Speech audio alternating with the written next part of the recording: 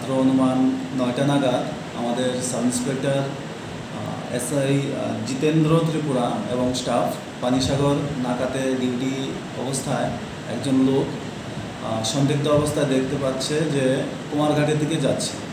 ওকে ডাক দিয়ে ওর নাম ঠিকানা জিজ্ঞেস করা হলো। ওর নাম হলো ইকবাল আহমেদ, বয়স 46, ওর বাড়ি মধ্য রাজনগর, কুর্তি থানা কদমতলা।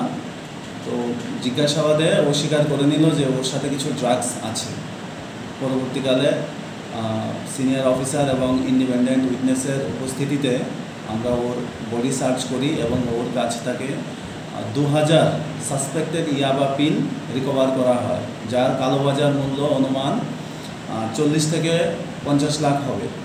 পরবর্তীকালে এগুলোকে আমরা সিজ করি এবং ওই লোকটাকে ডিটেইন করে থানায় আনা হয়।